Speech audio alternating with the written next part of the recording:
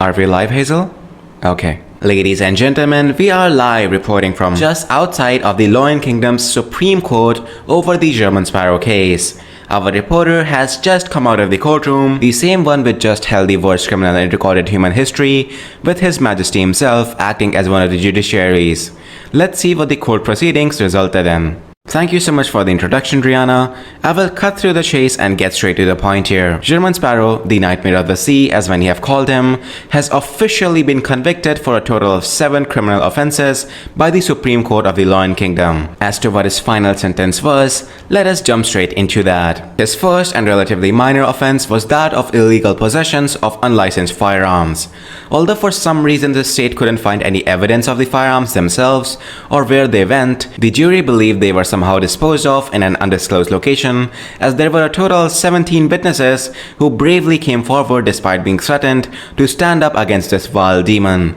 We also found 17 9mm and 7 rounds of .50 AE bullets on the accused, further solidifying the case against him. For this offense, the defendant was charged with 8 years in prison. The second charge was that for impersonation and identity theft. We have testimony of over a dozen people who claim that their dead relatives or friends have been seen walking around as if nothing happened days after their burial. Their timeline perfectly matches up with the tracking records the government had on Gehrman Sparrow. And not to mention, the defendant literally wore creeping hunger to the courtroom, which has the ability to let the viewer transform into whatever they want to, as was documented with his previous user, Quilangos. When asked for justifications for his actions, the defendant simply replied with, "For the huzz," refused to elaborate further, and was unresponsive ever since. He is also allegedly like a substance abuser and has advanced high enough in the seer pathway to have the abilities of a faceless. All of the testimonies, records, and his unwillingness to cooperate with the court has led the jury to declare him guilty of the crime. For this offense, the court has charged him with 13 years and 7 months in prison for the first identity theft, 23 years and 3 months for the second, and 29 years and 12 days for the third case. His third charge was for unpaid child labor. His ex-co-worker testified against the defendant with live video evidence and receipts of Gehrman Sparrow ordering a 3-month-old child to work for him in exchange for ice cream. I don't think we even need to go into why this is wrong on so many levels, not to mention that the child in question hasn't even received the supposed payment of ice cream and has somehow also testified in court using some sort of sign language. Since he didn't have a lawyer and all public defendants literally resigned on the spot when asked to defend him, he's automatically assigned self-representation in court. But once again, the defendant remains unresponsive ever since in the court for allegedly aura farming reasons, leading the court to declare him guilty of this offense too. This was only supposed to add like 6 months to defendant's sentence, but the court letting him off easy if only he paid £1,600 in fine. Unfortunately, or fortunately, the defendant filed for bankruptcy mid-trial, being unable to pay the fine, adding another 5 years to his prison sentence under FLSA violations. His fourth charge was for blasphemy and hate speech. This one was issued by the Church of the Lord of the Storms. This charge was not up to debate in court since the head pope of the church and the grounded angels of the mandate punishers have received a direct divine revelation from the Lord of the Storms himself, accusing the defendant of charge by provoking the god using his true name while simultaneously dodging divine punishment and instead using it as his AoE attack.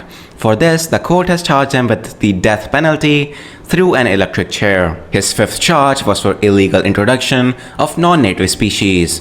A City of Silver senior squad captain has testified in court against Gehrman Sparrow with evidence of an invasive, never-seen-before species of mushroom that can apparently even harm citizens if not subdued properly. Moreover, the bards have confirmed that these mushrooms are literally corrupted. According to the witnesses, these mushrooms were being smuggled into the City of Silver by Derek Berg, who is also in custody by the way, through a secret channel only he and Gehrman Sparrow had access to. The original creator of these mushrooms proudly proclaims them as his creation and quote, the solution to world hunger. You can probably guess who this lunatic of a scientist is. Frank Lee, Gehrman Sparrow's best friend. The jury, after serious consideration, have declared Gehrman Sparrow guilty of this offense as well, adding another 5 years to his prison sentence under the NISA Act. His sixth charge was for animal abuse. This one was the most shocking of them all, as mid-trial, the animal in question jumped out of Gehrman Sparrow's hand into the prosecutor's seat. Turns out, this demon was torturing and mistreating the poor sealed artifact and many others of his kind by forcefully attaching it to Franklin's mushrooms, triggering its PTSD and trauma. The poor sealed artifact broke down mid-accusation into what can be interpreted as tears. I hope this just puts into perspective how terrible, amoral, and vile this defendant really is, not even sparing those who got him to where he is. Although the court was a bit confused about the categorization of sealed artifact in the animal kingdom, as it clearly demonstrated to possess a consciousness and even the ability to communicate through sign language, it was at least eligible to be considered an animal. The jury charged Gehrman Sparrow with another 6 years in prison under the Criminal Code Section 445 to 447 of the Lion Kingdom. His seventh and final charge was for murder and destruction of private property. Louis Wain, a former member of the Abraham family now turned enemy, was assassinated by Gehrman Sparrow because of a commission from the Abraham family. Moreover, during the act, Gehrman Sparrow caused an artificial hurricane and thunderstorm in the area, causing a lot of property damage, with 2 innocent people even getting injured. Witness reports and footage from the act naturally made the jury declare Gehrman Sparrow guilty of this crime as well, adding another death sentence for the murder and life imprisonment for the property damage linked to cult activities. So in total, today Gehrman Sparrow was given 2 death penalties, 1 life imprisonment, and an additional 89 years, 10 months and 12 days in prison, alongside fines of over £100,000 for damages incurred by the victims. From today onwards, our brothers and sisters at sea can rest assured knowing that the nightmare of the sea is behind bars in a maximum security prison awaiting his demise.